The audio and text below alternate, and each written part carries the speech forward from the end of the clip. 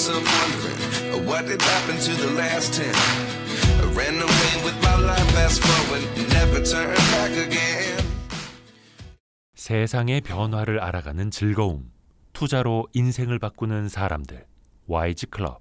지금 고정 댓글을 확인하세요. 근데 그 1987년에 노벨상을 받은 그 초전도체, 이건 완전히 네. 그 뭐라 됩니까? 그 극저온 초전도체죠. 그쵸. 란타늄, 바륨, 구리, 산소 네. 네 가지 원소로 구성이 됐다라고 하더라고요. 네네. 근데 이거는 당시에 만들었던 그 초저온 반도체랑 네. 어려워. 초저온 초전도체랑 네. 그러면 앞으로 다른 사람들이 만들 수 있는 거랑 이 원소의 구성은 달라질 수 있는 거예요? 그러니까 원소의 구성은 당연히 달라질 수 있는 거죠. 어허. 그러니까 이제 저희가 아주 저온에서 초전도 현상이 생기는 물질들을 네. 보통 이제 컨벤셔널 초전도체라고 해요. 네. 그러니까 뭐 한국말로 하면 전통적인인데 약간 이게 약간 번역이 좀 이렇게 좋지는 않은 것 같고 이제 컨벤셔널한 초전도체라고 하는데 그 물질들 같은 경우는 보통 뭐 알루미늄, 네. 납 음. 이런 단일 원소로 된 금속들 예. 아니면 합금, 인터메탈릭이라 그래서 네. 이제 합금들 이런 물질들이 많이 있습니다. 그리고 이제 그 란타늄, 바륨, 구리, 산소가 들어간 요 물질은 이제 고온 초전도체라고 하고 하이 템퍼처 슈퍼컨덕티비티라고 하죠. 네. 이제 요런 애들은 저희가 또 언컨벤셔널 슈퍼컨덕터라고 불러요. 그러니까 전통적이지 않은 이제 초전도체인 거죠. 요런 애들은 주로 구리하고 산소가 많이 들어가 있어요. 그래서 구리계 초전도체라고도 부르고요. 어허. 그래서 얘네들은 사실 조성도 중요한데 구조도 중요합니다. 그래서 이제 구리랑 산소랑 이 다른 란타늄이랑 바륨이 이제 잘 정렬이 돼 있어야 돼요. 원자 구조가. 그리고 뭐 그 외에도 사실은 언컨벤셔널 초전도체는 많아요. 뭐 철계 초전도체라든지 뭐 그래서 철이랑 뭐 셀레늄이 들어간 초전도체도 있고 사실 그 합성에 따라서 네, 초전도체가 되는 물질들이 뭐 좀 있어요. 그래서 뭐 구리도 있고 뭐 철 기반 초전도체도 있고 최근에는 니켈 기반 초전도체도 나오고 있고요. 근데 그건 다 저온, 극저온. 그쵸. 극저온이고 그 다음에 온도가 조금 많이 올려서 뭐 영하 뭐 20몇 도에서 초전도가 된다 이런 물질들도 있는데 그래요. 네, 이런 물질들은 공통적으로 수소가 들어가야 돼요. 수소가 없으면 이제 보통 이렇게 높은 온도에서 초전도체를 보이지 않고요, 초전도성을. 얘네들은 그리고 엄청 고압에서 합성이 돼야 돼요. 왜냐하면 저희가 대부분 수소가 많이 들어간 물질들은 고체가 될 수가 없어요, 애초에. 왜냐하면 수소는 기체가 되고 싶어하는 그러니까. 애들이고 해서 수소 비율이 높으면 고체가 되기 어려운데 이제 이런 수소 비율이 높은 물질들 같은 경우는 보통 고압에서 합성이 돼가지고 예. 일반적인 환경에서는 사용이 존재할 수 없는 그런 물질들. 그러니까 네. 그냥 일반적으로 상온, 상압 초전도체가 그래서 거의 불가능에 가까운. 상온 상압 초전도체는 진짜 네. 뭐 굉장히 어렵죠. 네. 현존하는 게 그러면은 영하 20도 정도에서는 초전도성을 띠는데 그거는 수소가 들어갈 수밖에 없고 그러자면은 또 고압일 수밖에 없는 거고. 그쵸. 그 MRI 네. 찍을 때 또 거기에도 초전도체 들어간다 하더라고요. 요거는 네. 나이오뷴, 티타늄. 그쵸. 그 합금일 합금이라고? 거예요. 예. 네. 그래서 보통 이제 이런 형태의 초전도체 합금을 만들어서 이제 사용을 하는 초전도체를 저희가 제2형 초전도체라고 부르는 군에 속해 있어요. 이런 초전도체들이. 네. 얘네들의 특징은 뭐냐면 굉장히 높은 자기장도 견뎌낼 수가 있는 게 특징이에요. 그래서 제1형 초전도체 같은 경우는 이제 자기장 좀만 걸어도 죽어버리고 초전도성을 안 보이거든요. 이게 초전도체라는 게 원리상 자기장을 걸면 죽어야 정상이에요. 초전도성이 없어집니다. 그리고 근데 2형 같은 경우는 조금 센 자기장을 걸어줘도 초전도성을 유지하고요. 그리고 이제 뭐 아무래도 초전도체다 보니까 전류도 많이 꽤 많이 흘릴 수 있는 뭐 부분도 있고요. 발열 없이. 그래서 이 초전도체를 사용을 해서 사실 전자석을 만들어 가지고 고자기장을 걸어주기 위해서 이 MRI에 있는 거예요. 네. 그러니까 MRI가 저희가 뭐 핵 자기 공명 현상이라는 거를 네. 예, 활용을 하는데 제가 여기서 핵 자기 공명 현상을 말씀드릴 순 없고, 근데 이 핵 자기 공명 현상을 이용할 때 예. MRI의 분해능이라 그러죠. 그러니까 아. 얼마나 작은 것들을 명확하게 볼 수 있느냐. 네. 요거를 높이기 위해서, 분해능을 높이기 위해서는 높은 자기장이 필요해요. 그래서 그거를 만들려고 사실 초전도체 전자석을 사용을 하는 거예요. 고자기장을 만들기 위해서. 아. 그래서 고자기장을 필요로 하는 뭐 어플리케이션들이 좀 있어요. 그래서 뭐 MRI도 말씀하신 게 있고, 아니면 핵융합이라던가, 왜냐면 네. 핵융합도 고자기장이 필요하고요. 네. 아니면 뭐 제 입자 가속기 같은 네, 것들, 네. 뭐 막 옛날에 영화에도 나왔죠. 막 유럽 입자 가속기 해가지고 막 커다란 거 이제 네. 돌아가고 이런데도 이제 초전도 자석이 필요한 경우들이 있고 해서, 사실 현재 제일 많이 쓰는 초전도체 응용처는 이 초전도 자석이에요. 고자기장을 만드는 초전도 자석, 이것들로 주로 많이 사용이 되고 있고, 뭐 막 이제 한국에도 뭐 기업이 있겠지만, 뭐 외국에 있는 기업들도 고온 초전도체로 이렇게 테이프를 만드는 기업들이 있거든요. 고온 초전도체로 테이프를 만든다고요? 그러니까 초전도체로 이렇게 선 모양으로 뽑는 거예요. 예. 근데 왜 테이프 모양으로 만드냐면, 테이프 모양으로 만들어 이렇게 감을 수가 있거든요. 아, 네. 약간 그 저희 스카치 테이프 형태 네. 같은 걸 말씀드리는 네. 거예요.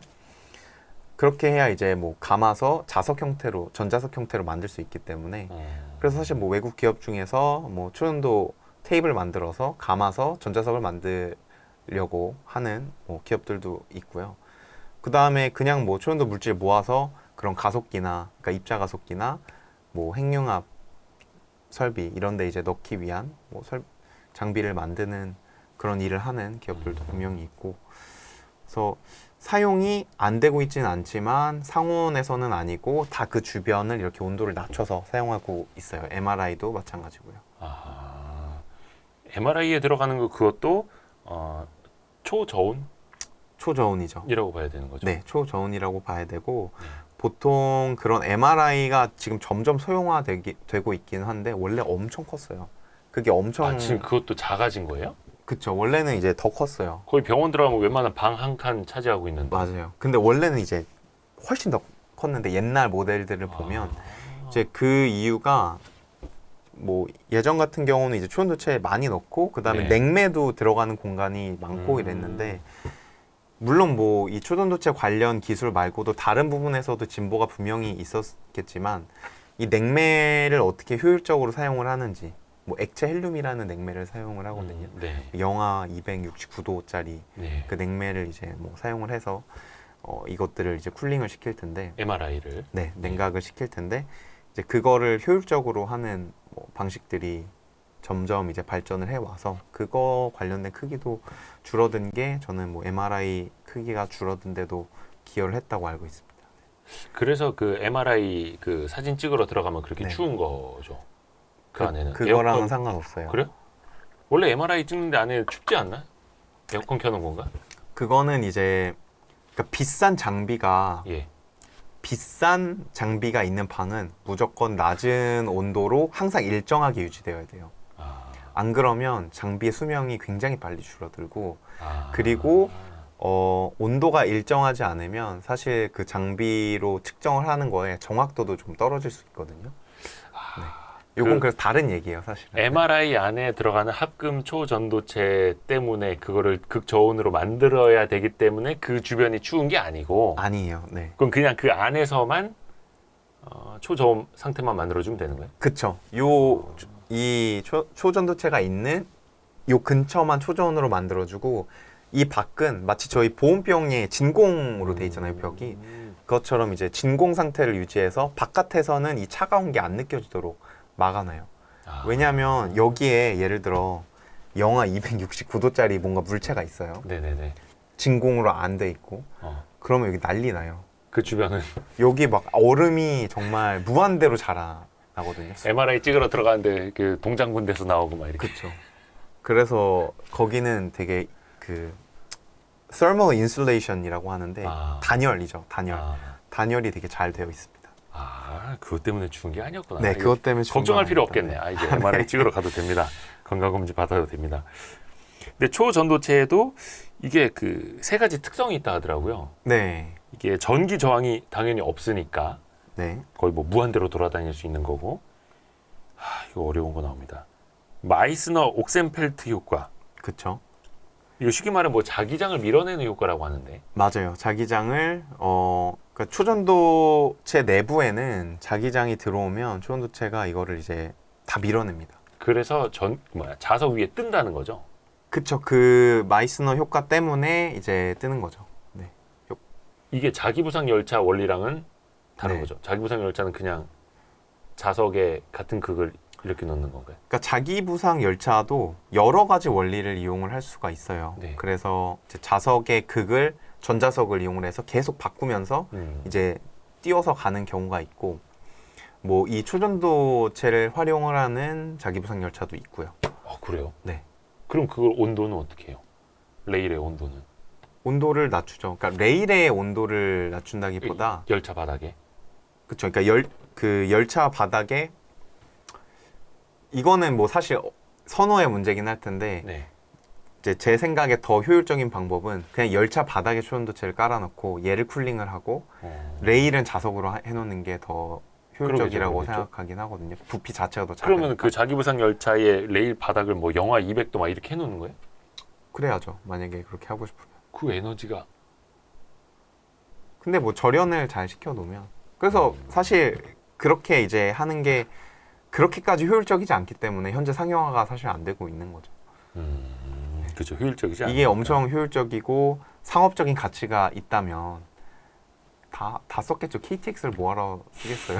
네. 그냥 다 띄워놓고 가지. 그렇죠. 네, 이게 그러면은 생각보다 그 이제 너무 비용이 많이 들고 하니까. 자기장을 밀어내는 게 마이스너 옥센펠트 효과인 네. 거고, 그게 그 아바타라는 영화에서 판도라라는 네. 행성에서 섬들이 이렇게 공중에 떠 있는 그게 이 효과예요? 저도 근데 그 섬을 어떻게 띄웠는지는 그럼 모르겠어요. 그 감독한테 물어봐야 네. 되는 건데. 근데 근데 얘를 이제 띄우고 싶으면 사실 초전도체만 있어도 되는 게 아니고 그 밑에 자석도 깔아야 되거든요. 그래서 뭐 무슨 원리로 얘를 띄웠는지는 모르겠는데 CG로 띄운 겁니다. 그쵸. 뭐 컴퓨터 그래픽으로 띄운 과학적인 뭔가 거니까. 원리가 있었을 것 같진 않습니다. 네. 그리고 저는 이거 책 봐도 솔직히 이거 이해가 안 갔는데 조지프슨 효과라는 게 있다면서요. 아, 그러니까 맞아요. 초전도체의 세 가지 특성. 전기 저항이 제로다. 또 하나는 자기장을 밀어내는 마이스너 옥센펠트 효과다. 여기까지 이해가 갑니다. 근데 조지프슨 효과는 읽어도 이해가 안 가더라고요. 맞아요. 이게 이 책에도 제가 조셉슨 효과에 대해서는 거의 적어놓지 않았어요. 네. 그리고 제가 뭐 여기 Y 스트릿 말고도 되게 기회가 되어서 뭐 여러 곳에서 초전도체에 대한 얘기를 했는데 사실 이 세 가지 중에 첫 번째, 두 번째 다 알아요. 이제 제가 그렇죠. 봤을 때 설명하면 우리나라 알아듣죠? 사람들은 이제 다 알 것 같아요. 네네네. 근데 세 번째는 어려워서 제가 말씀을 잘 안 드렸어요. 거시적 양자 현상이다 라고 했는데 세 번째가 그러니까 이게 양자 현상만 해도 이해 안 가는데 거시적 양자 현상이면 또 뭐예요? 근데 제가 뭐 여기서는 한번 말씀을 드려볼게요. 한번 시도해 보십시오. 시도를 네. 해볼게요. 근데 네. 그러니까 이게 조금 복잡할 수 있는데 이 중에서 간단한 것들만 이제 말씀을 드리면 네. 조셉슨 효과라는 거는 그래볼까요? 네.